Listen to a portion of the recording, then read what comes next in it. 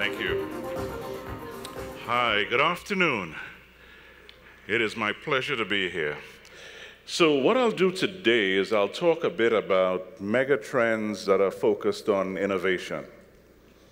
So before I start, let me first try to describe the motivations that are driving this innovation at this point, because motivations are the right thing to look at before we dive into the innovation itself. So the two large themes here. The two themes are, let's see. Can we go to the next slide? Right. The two themes are the focus on global productivity and growth itself. So if you think about global productivity, you've seen a significant decrease in industrial productivity over the past few years. You look at the rates from 1991 to 2010, and then the difference between that and 2011 to 2015. And I have many sources here that at least give you a view of why that's occurring. The belief is a number of things. The four most dominant ones are, first, lean has reached a certain plateau.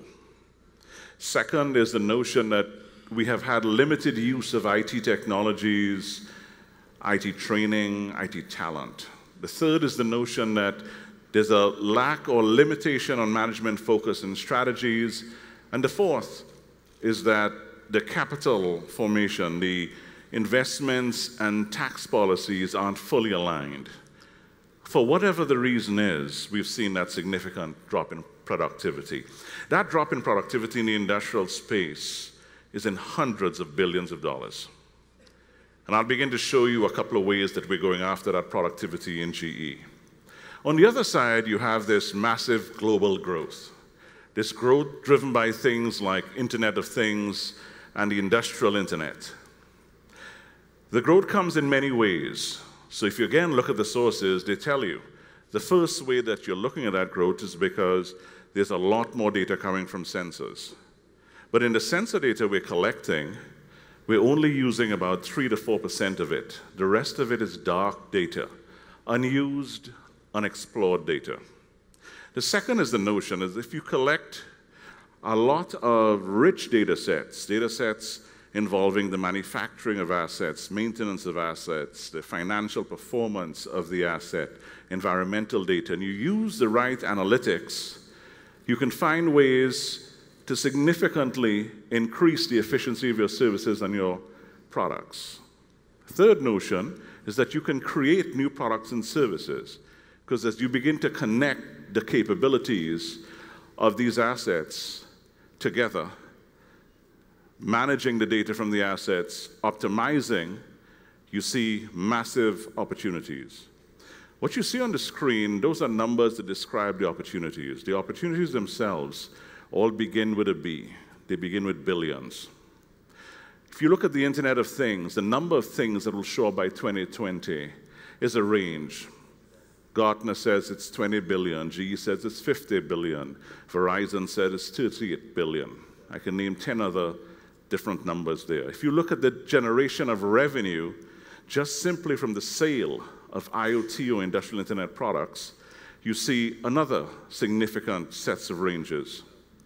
You see some of the work from IDC, some of the work from A.T. Kearney, some of the work from Bain, having significant ranges here that go from the billions to the trillions.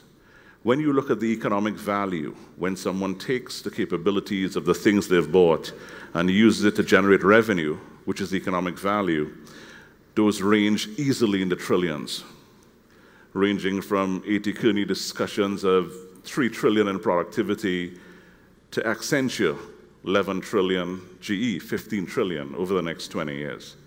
These are all huge numbers, all based on data that's collected.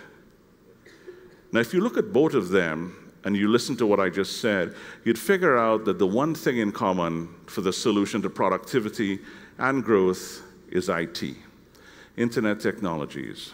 Yes, there's a whole notion of we have to do the right management systems, we have to actually do the right cultural changes, but IT is at the base of it. It is our belief that if you add the digital to the industrial, that gives you the ability to drive to these massive productivity opportunities and growth opportunities. So what I'll spend my time doing is talking about how we get to those using exponential technologies. The prior speaker talked at length about exponential technologies, so you can see the capability of these technologies to transform what we can do. I'll talk at least about how these technologies themselves, GE is utilizing them to deliver a significant amount of billions and leveraging the capabilities that we have here in Brazil to do some of that work itself. Let me talk a little bit about this. The fascinating thing about exponential capabilities for me personally is that I have lived for the last 25 years working with them. I look at the fact that it's one of the few technologies that creates itself. I started off building processors. Then I used the processor to write software that allowed me to build a faster processor. And then I wrote software in that processor that allowed me to build a faster processor. The processor is allowing you to build a faster processor. Then I began writing code in assembler language. Then I wrote the compilers that wrote the assembler language. Then I wrote interpreters that wrote the compilers. Then I wrote scripting languages that wrote the interpreters. Now I can speak and generate software. When you combine software that can create software and hardware that can create better hardware together, you have an exponential technology. The technology is building itself. While it's building itself and increasing its performance tremendously, it's also dropping its cost at the same time. 10 years ago, 128 megabits of RAM, $99, 128 gigabits now, $99. I think the last speaker talked about how great these declines are.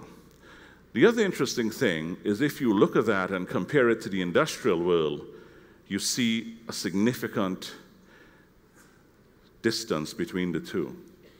A jet engine can last 40 years, a steam turbine 30 years, a wind turbine 20 years, locomotive 20 years. When you combine technologies that can transform themselves in 4 years with technologies that transform themselves in 40 years, you can produce unique combinations of things that allow you to quickly move into that space and grasp that productivity that was left there, or increase the growth rates. And this is what we'll talk about. What I'll talk about are two things, one related to machine learning and one related to robotics. All have that flavor of AI that's based upon these exponential technologies. Now, what is AI? Artificial intelligence really is the ability to mimic human capabilities. So we have human thinking, and I mimic it with machine thinking or machine learning. So human learning, machine learning. I have human vision, I mimic it with computer vision. I have human communications, I mimic it with natural language. I'll show you two of these capabilities here. One focused on machine learning and one focused on robotics. Robotics is you have humans doing, robotics is machines doing. And we'll see how we take those and exploit them to go after these productivity and these massive growth gains. The first I'll talk about is something called digital twin. A digital twin is a digital representation of a physical asset that allows you to drive to a business outcome. So it's a model, and we've used many models, that allows you to represent the physical asset and use that model to do things like predict an early failure, to predict when the failure will occur, to optimize around that failure, or to deliver better performance. But it's not just a model, because we've already done models. It's a living learning model. And we'll talk about how this became a living learning model, and I'll give you some examples. So I'll show you how this living learning digital twin is used to actually increase productivity and drive revenue. And next is robotics. So the notion here is if I have robots, I can do a variety of things. I first used robots as tools to help our services team or manufacturing teams. Then I use robots as partners when they've learned enough. Then I have them self-sustaining. I allow them to do it themselves. So we'll walk through the journey that we've taken in GE to see the robots being used themselves as tools, then as partners, and we'll talk about how they become self-sustaining, all using the exponential technologies that we've had before. So mimicking how humans learn and mimicking how humans do things. Let's start with digital twin. So if I step back and ask myself, how did we come up with this notion of a digital twin and find ways to quickly deliver twins? We have over 800,000 twins right now working in GE. Last year, they generated over $300 million of revenue. We started by looking at the consumer space. We started by looking at the digital transformation that was taking place there, looking at the best leaders who have used digital transformations, then taking the ideas as best practices, but innovating around them, focused on the industrial businesses that we work in, and evolving them to suit our purposes. These are three of those leaders. They're leaders for two reasons. One, you look at the revenue base that they've generated in a short period of time. And two, they all use the same form of digital transformation. I'll spend a few minutes and walk through these, and I'm sure you'll understand it because I believe every one of us here has experienced it. So these are the three companies we looked at: Apple, Google, and Amazon. They all are great leaders. You look at leadership, here's the interesting thing. Apple, $214 billion of revenue in 2016. In 2004, Apple was $8 billion. So it grew $208 billion. How did it do that? $208 billion in 13 years. Amazon, 25 years, $130 billion, 23 years. Google, 19 years, $90 billion. Massive rate of growth, all using the same technique. Let's use Amazon, and I'll walk through the technique for you, and you'll see how straightforward this technique becomes. Amazon began, if you look at the topmost row, by collecting data.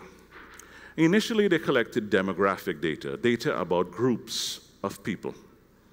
And they used that demographic data with statistics, with different types of analytics to drive to an outcome. If the demographic that you were in bought a book, they would offer you this book at a discount. They quickly realized that the demographic data was not enough. They needed to get individual data. They began to find ways to get this individual data. On your computers, they looked at what you bought, when you bought, what you bought Mother's Day, Father's Day, who you sent it to. When you bought one thing, what other things did you buy? When did you buy them? Under what situations? How often did you buy them? They collected all of this data from its 268 million customers, and they formed a psychographic model. A psychographic model is a model of an individual that's focused on how that individual buys and the context in which that individual buys.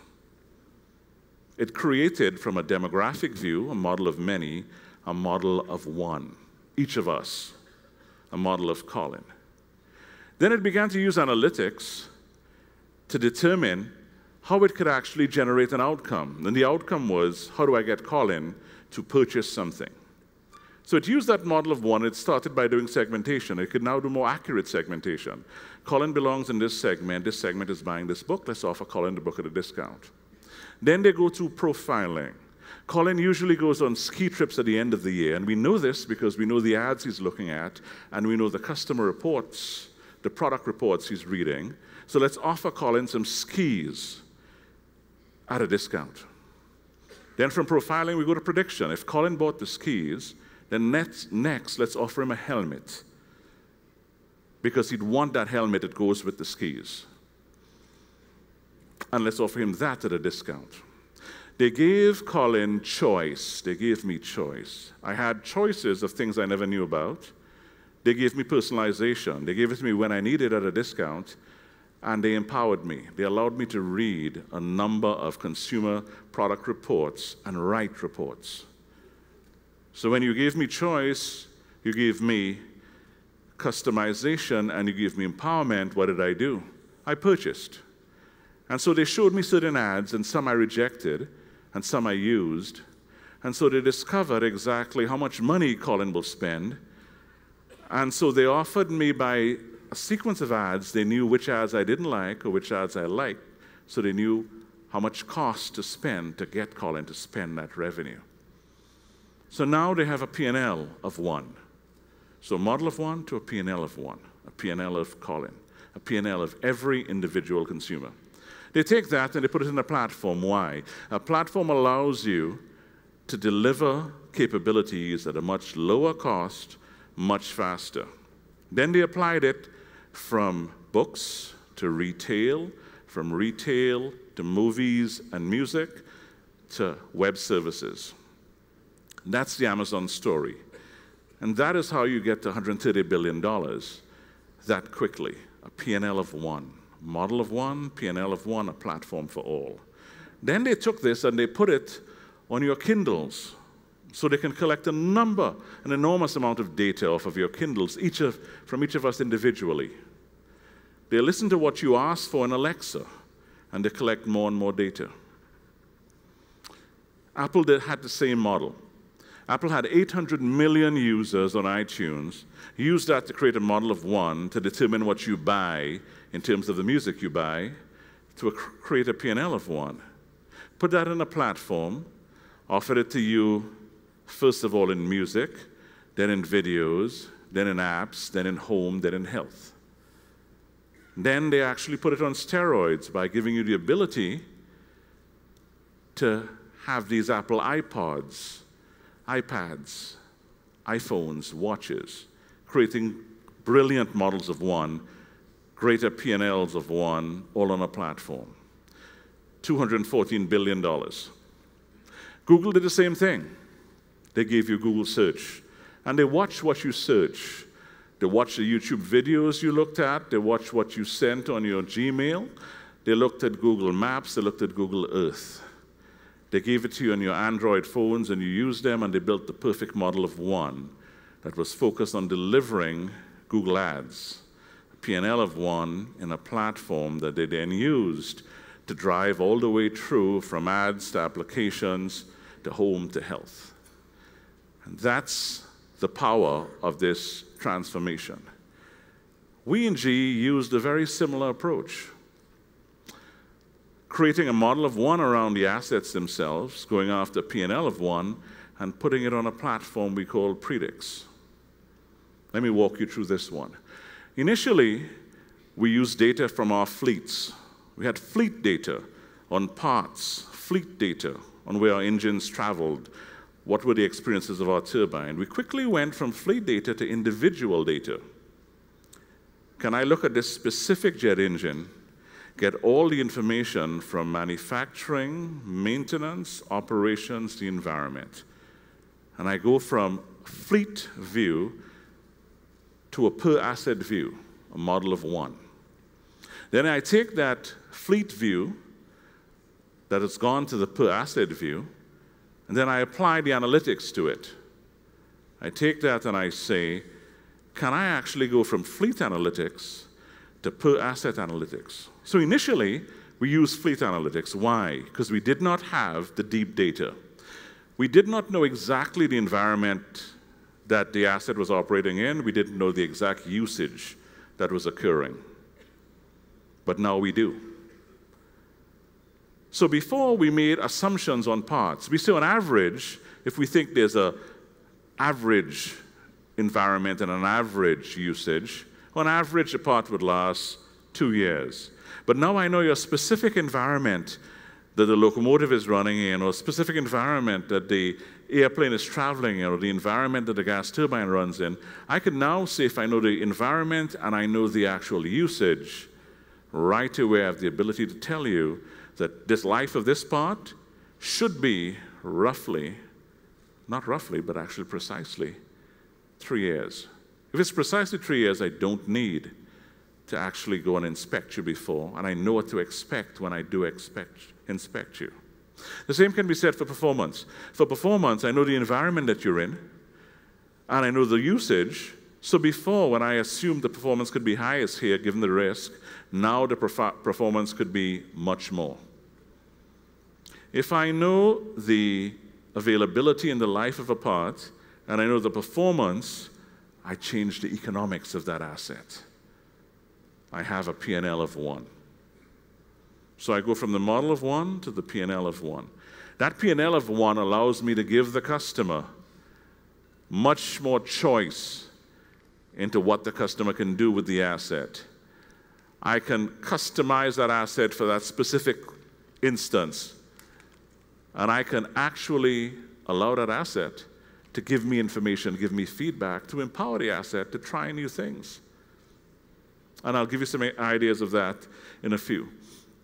So with that capability, I take the model of 1, the P&L of 1, and I put it in a platform. I call it Predix, and then I apply that capability from aviation to power to oil and gas to healthcare, all the way through all the GE businesses. And that is the digital twin. A digital twin is a model. It's an engineering model, has physical and digital capabilities that allows you to deliver business outcome. There are 5 characteristics of it. It's per asset, it has a continuous stream of data, delivers a deliberate business outcome. It's adaptable in the environment it learns, and then it scales. You can apply it from one asset to many, and it adapts itself. Here are some examples. The digital twin is focused on 3 things. First of all, it's trying to give you an early sufficient warning. It's giving you an early warning so I can change a situation that's normally an unscheduled maintenance to make it a scheduled maintenance. Then I can continuously predict failure or predict performance opportunities so that I can give you the ability to actually take it out of service at the right time and know when I take it out of service what to expect so I can have it serviced as fast as possible. Then the last is dynamic optimization. I can deliver a variety of trade-offs. I can trade off the remaining life of the asset against how much performance should I ramp up. When you run a gas turbine incredibly hot, you burn up the life. I can trade off the fact that I can run it cooler and use more fuel, but I can reserve that life by running it cooler and using more fuel for the time when the electricity prices are the highest. Then I can run it hotter, making more money when the prices are the highest, trading it off against fuel cost. These are 3 examples here. Things to note from this. There are a number of physical sensors that we have. So what you'll see in the example at the top, the condenser, I have a number of physical sensors, and I use the physical sensors to create physical models of the asset. Then I augment the physical models with digital models. What does that mean? I create virtual sensors. The digital machine learning capability allows me to create a virtual sensor. Where I did not have a sensor, I create a virtual one. I use data from the operations, data from the usage, data from the environment to create a virtual sensor in a spot where there's no physical sensor, and so I get additional information. That additional information, for example, in the condenser is about fouling. I can create enough information to tell me when either there's a pollutant in the water supply so that the fouling level is increased, or I can create an additional sensor to tell me when there's a vacuum leak, a subtle one, that's happening in a place I don't have a physical sensor. So with the addition of the physical sensors and the virtual sensors, I have more data. With more data and the machine learning capabilities I have, I can drive a better outcome. What you see here in this example is I can predict 11 days before I could normally do it with physical knowledge alone of a failure. What you see in the second example is I have the ability to stop a failure in a steam turbine and save $12 million of cost avoidance. In the last one, I have the ability to trade off the fuel cost by running it inefficiently, but saving enough lives. So at the right time when prices are high, running it at maximum power and gain a significant amount of revenue, all with the use of the digital twin. Let me take a moment right now and introduce you to a digital twin and have a conversation with that twin. Give me a second to bring this app up so you can see what this looks like. So let me turn on the digital twin app. Have it have a conversation with me.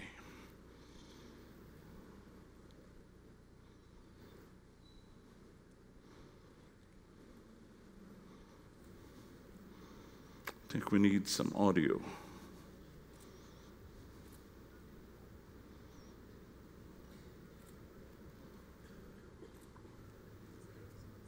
Yeah. Let me start the app again. Let's see if the audio is up now.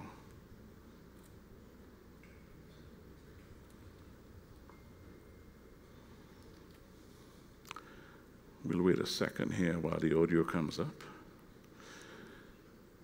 This notion here is the notion, as we talked about, that we have the ability to use AI in the form of communication with natural language processing to talk to a twin. Always makes for an interesting dialogue. And at times the technology will fail you at the wrong time. Deal with it. Let's see. Looks like it's better now.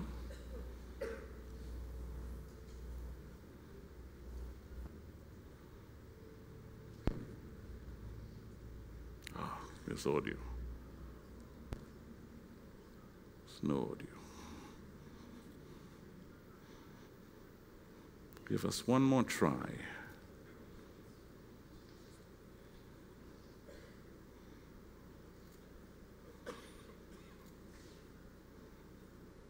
It's working here.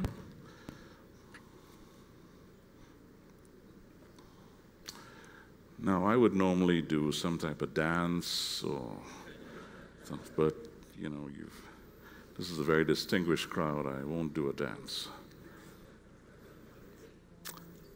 All right, one more try, and if it doesn't, we'll move ahead.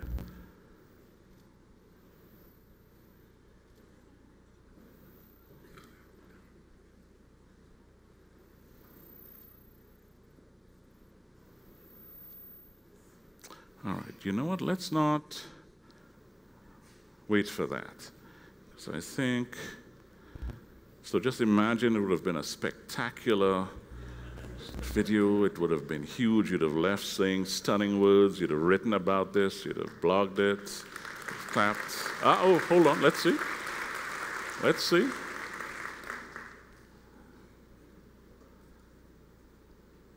No. Okay. Next time. All right, let's move forward then. Let me get back to the slides. So that's the notion of the digital twin. Having that capability, can we bring the slides back up? Beautiful. So let's talk a little bit now about the robotic capability itself. 39. The number of start-stop cycles has increased by 27. All right, let's try it. Let us try it. You know, there is always humor. Okay, can we go back? Can we try it? I mean, you want to see this. It's just worth the time.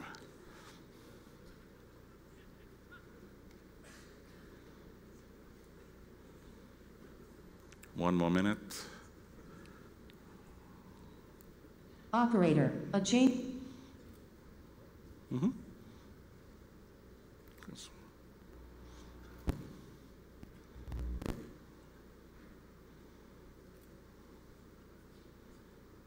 In past 6 months, my number of cold starts is 4, my number of warm starts is 8, my number of hot starts is 39. The number of start-stop cycles has increased by 27.5%.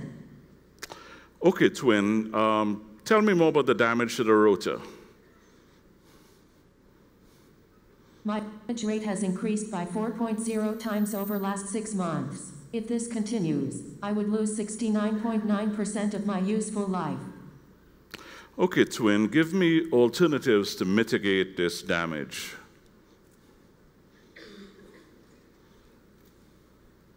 Based on weather forecasts, historical data, fuel cost, electricity pricing and my present condition, I have 2 options for you to optimize operations. Option 1 is to manually slow down my startup ramp rate so that you can reduce the wear on my rotor. Option 2 is to download the OpFlex app and apply stress controls to minimize wear and reduce fuel consumption too.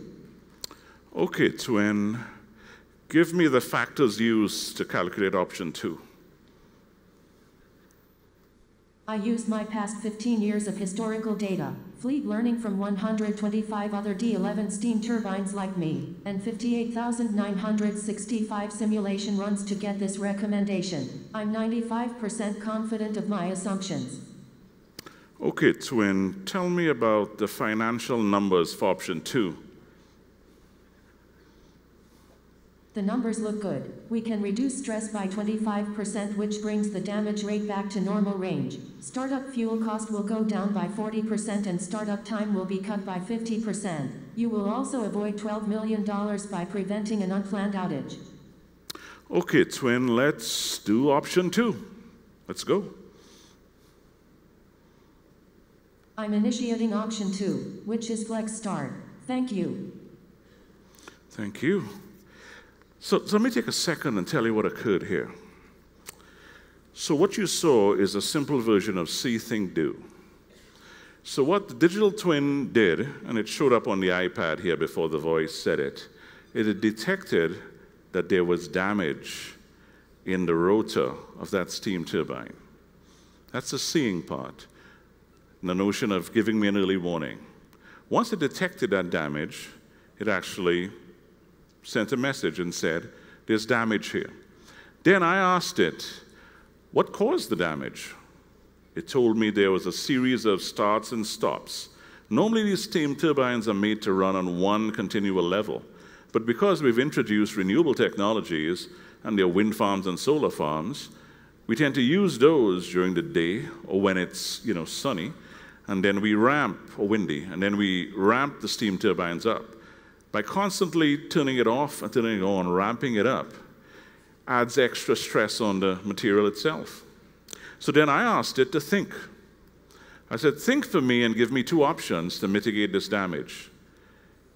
It said it did 2 things.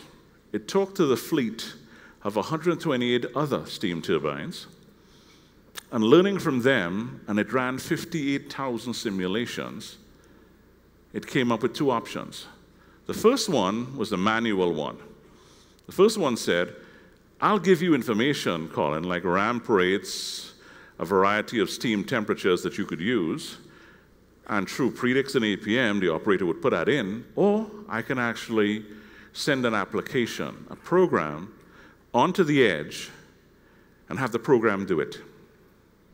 Because it's a program, it can take feedback a lot quicker because it's operating in the control system.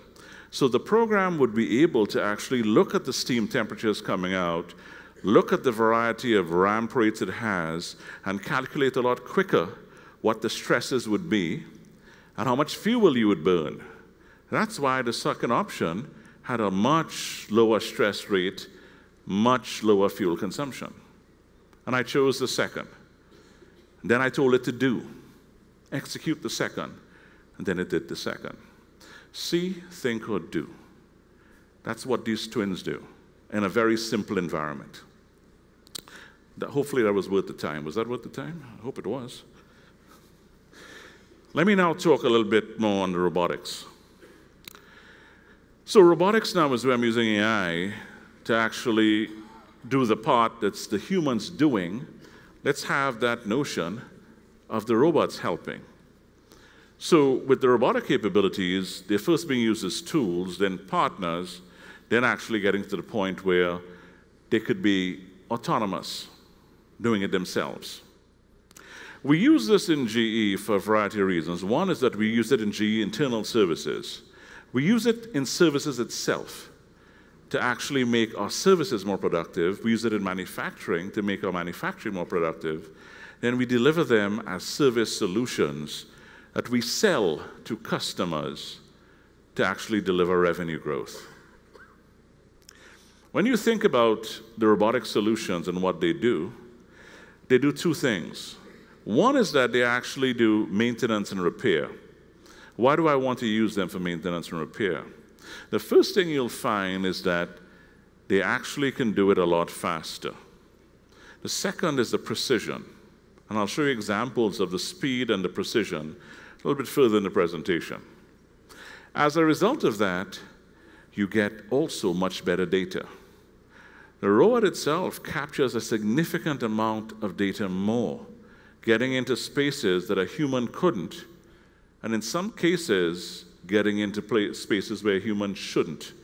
It goes after those dull, dirty, dangerous jobs, does it well, then collects data. So I have the benefit of delivering value by doing an action to allow my asset to run a lot more highly available or run more efficiently, and getting a lot more data, which allows my twin to work even better. Because we've deployed so many robot solutions, we've created a framework. The framework has three components, as you'll see up there. The first is the notion of perception. Second, reasoning. Third, dexterity. What's perception?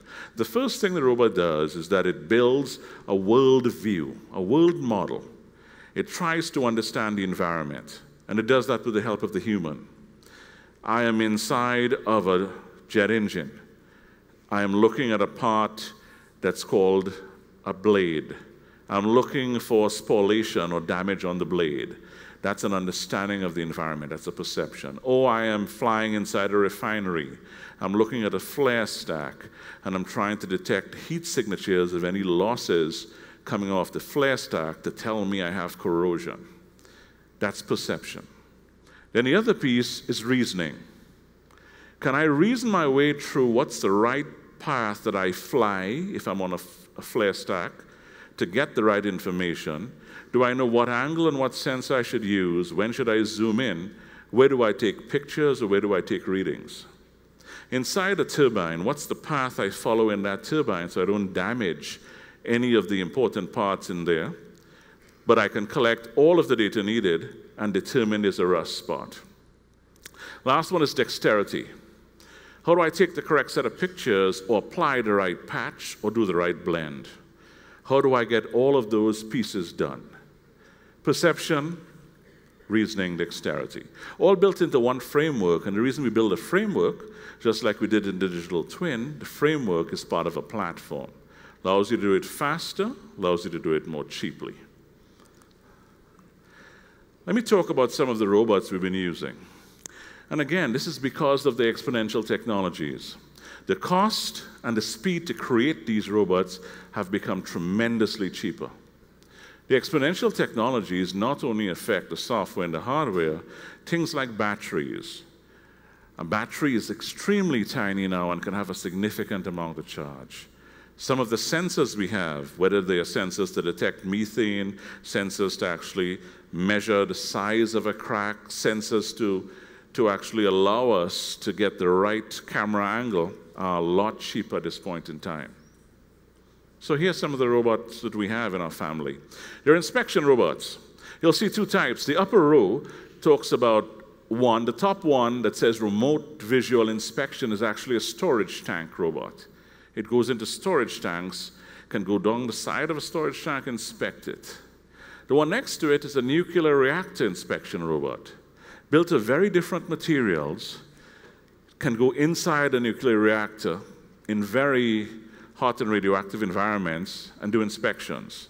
The two below are general purpose ones. For aerial inspection, I'll show you one of those on a flare stack, and for undersea inspection that looks at some of the risers that we have on the oil platforms below the ocean. On the right-hand side, what you'll see is the maintenance and repair robots, the ones that actually do an action. The rail yard automation robot walks around and actually pulls a lever along that car, that railroad car, And that allows that to depressurize the brakes.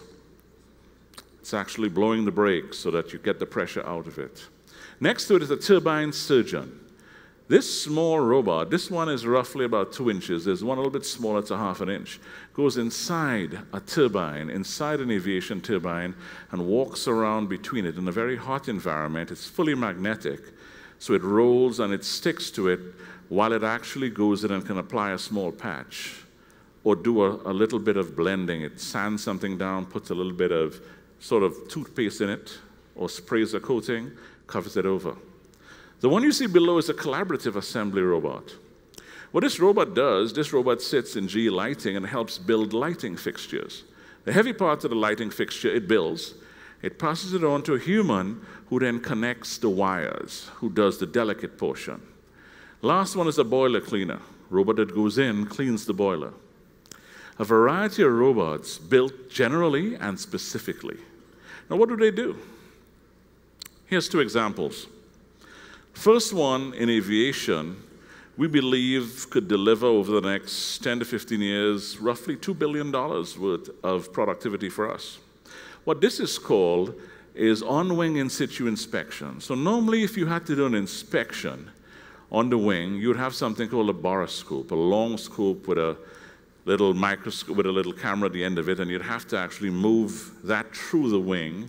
And because you can't move any of the parts, you would not cover all of the area needed. It would also take you hours to do it. And in many cases, if you're looking for certain types of cracks, it couldn't be done. You'd have to actually pull the entire engine off, take off the engine to do it. This one can do it online while the aircraft is waiting here at the airport. The robot goes in, it attaches itself to the blade, and then you can spin the actual blade.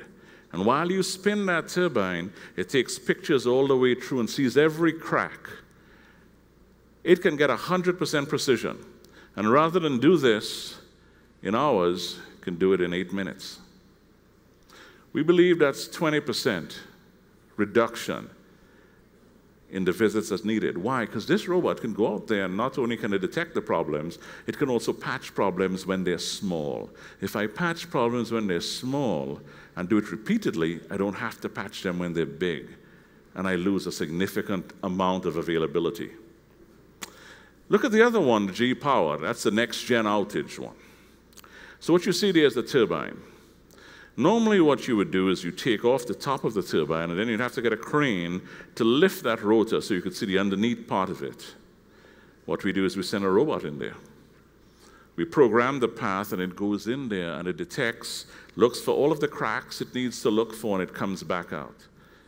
Tells you what's happening. You add a different sensor. That sensor goes back in, and that can do a blending operation to smooth over certain cracks. It can do a repair operation as well. From days to an hour. Significant reduction in downtime cost. That there again, it's close to a little bit less than $500 million of productivity. Now what I'll do is I'll jump to the next slide, and I'll run a video here. And I hope that video works. So let's try this video. Let me tell you what you're seeing here. This is what we're doing here is we actually now are doing an inspection of a flare stack. You can go in the inspection portal itself. From the inspection portal, you could actually look and see you have a flare stack. You want to schedule an inspection for that flare stack. You're trying to figure out which inspection should you schedule. Because there's a certain level of risk with each of these inspections, and you want the one right now that's going to give you the best value, and you pick the right one.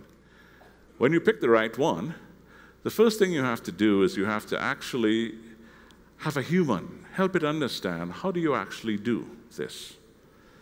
And so you'll see, you look at the prior inspection reports, you say, the thing I want to look at in this flare stack may be some corrosion. So you take a human out there first and you say, let's do a site survey. You have to build the environment, perception. So you fly your robot around with the help of a human just to understand, I'm in a refinery. Okay, this is what a flare stack looks like. You show the robot what a flare stack looks like. You just do it for one. Then you bring it back into the lab, and what they do is this program generates exactly where should you look for the biggest problems, what angle should you look at, what zoom should you have to give you that ability. And it automatically creates the flight path that drone should fly to get you all of the data you need to detect the problems. Then you have a human look at it and you say, well, let's do a test flight. What should it look like? And that's a circle you see wrapped around it. And that human can say, well, I want a little bit more information on this point and a little bit more information on that point. That's how you are training the system. Then you have the robot do it itself. Robot goes up with the camera and flies around that flare stack, gathers the information, and begins to detect the problems automatically for you. What the robot sees is that it has the ability to find cracks automatically. Normally you'd have a person up there hanging on to a scaffolding. It can detect a number of cracks. It can actually then begin to look for other types of defects as it begins to move around and do this work. Now, as it finds its defects, it records them. There's corrosion that has been detected. Now, I can do this rather than waiting for people to do it. I can do it every day. It can do thermal imagery, recognize exactly where are any heat losses coming from. So it knows what to replace, when to replace it. And then it automatically, at the right point, can generate a report for you with all the right information, loading that data in the databases, creating that report. Right? Now what I'll do is I'll just jump to the last slide and end there. With this ability, what do we see the future as looking for us? So you've seen the human-to-machine interaction. You've seen the fact that I can talk, I can speak to the asset, I can have a dialogue with the asset. What's the other part of that that makes sense? If you think about Facebook, Google, Amazon, and Apple, you'd know none of them create the assets. Amazon doesn't create the objects it sells. Google doesn't create the pages you look for. Neither does Apple create the sounds. The network attracts it because there's so many songs, you've got to put your song if you want your song to be sold. So what tends to happen, the same thing with Facebook, is that the asset attracts more assets. Why would that happen in our world? Let me give you an example. So imagine I have a wind farm. On the wind farm, I have a number of wind turbines, and they're generating power. A new wind turbine shows up and says, I have to join. What does the wind turbine want to know? What's the prevailing wind direction so I can pitch my blades at the right angle? And if I pitch the blades at the right angle, I get maximum power. Who does it ask? It asks one of the current wind turbines. If a power turbine is there on the system and it says it's a new power turbine, and it says, I'm getting data that looks like a failure. How do I do that? Thank you. How do I do that? That means I can look at it and I can say, there is a failure. I've seen the failure before. Someone has seen it. So we have the capability of doing machine-to-human and machine-to-machine interactions that change the world for us. With that, I will stop. Thank you very much for your time. Hopefully you've had some view here of what we can do and what we are doing now at GE. Thank you.